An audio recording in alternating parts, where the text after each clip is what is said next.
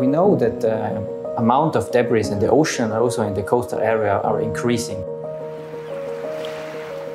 Niejednokrotnie zdarzają się po prostu zupełnie puste połowy. Wracamy z niczym. Those pollutants entering the marine environment directly affecting microorganisms, and the microorganisms are on the base of the food chain.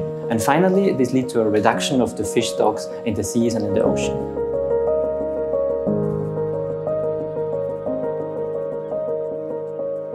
U nas w Sopocie jest 5 łodzi, kiedyś było 16. Sytuacja wygląda dosyć dramatycznie. Teraz powinien być sezon na dorsza, a tej ryby po prostu nie ma.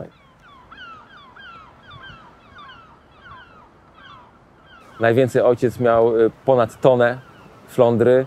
Od 2010 roku, powiedzmy, widzimy tą tendencję spadkową. Paszowce robią to spustoszenie, zanieczyszczenie, zmianę klimatu. Myślę, że to jest złożony problem.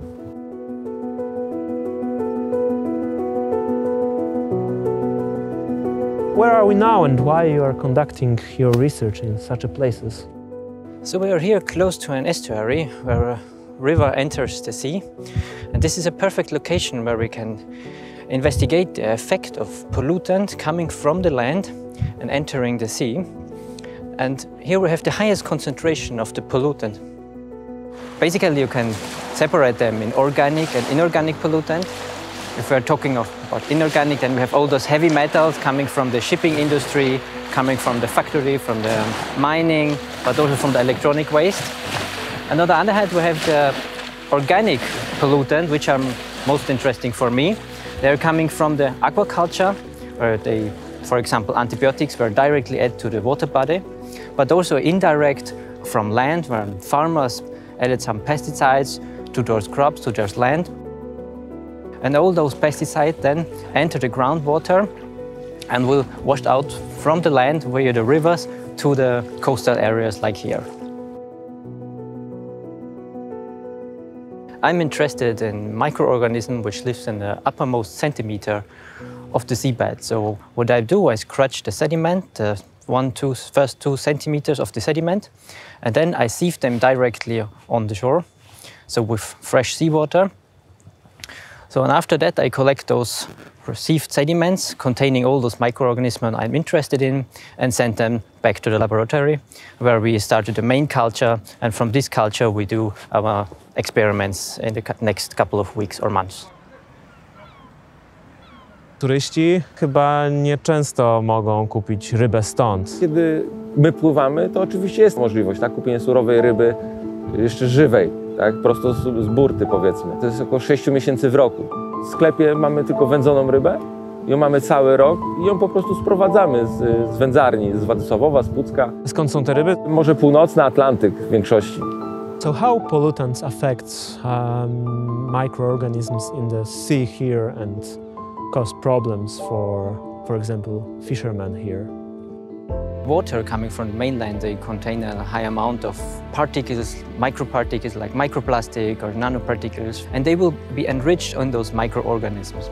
And fish, for example, eat those enriched microorganisms, getting self-enriched with those particles. So nowadays, if you collect fishes from, for example, the Baltic Sea here, those fishes are enriched with metals or with nanoparticles or microplastics. The biggest problem is with those fishes when you have a lot of fat, because those metals, like for example mercury or lead, they will bound in the fat. And if you eat then a lot of those fatty fishes, then you have a high amount of those metals you incorporate in your body. So here are our main cultures from our foraminifera. So we have different cultures from the North Sea, from the Baltic Sea, and from the Mediterranean Sea. And you can see here inside those cultures we have our microorganisms we are interested in. They are called foraminifera. Those are marine protists, which you can find in all marine habitats in the coastal area, but also in the deep sea. And due to their high abundance, they are very important for the carbon and nitrogen cycle. Since they are microorganisms, they are on the base of the food chain and important for higher organisms to feed on. So when we do our experiment, we have different setups. We have a control sample, So foraminifera were incubated without any interference factor, and then we have different setups with interference factor, meaning we add a certain amount of antibiotics or pesticides to the cultures. And after a certain amount of incubation, let's say 3 or 5 days, we check the difference between the interfered forams and the control ones. So we check differences in the metabolism, in their growth, in their reproduction, or also on their cellular level. Na co masz nadzieję, na co liczysz? Że po prostu się zmieni, że po prostu ta ryba przyjdzie. Jednostek jest coraz mniej, rybacy odchodzą na emeryturę, łodzie są złomowane.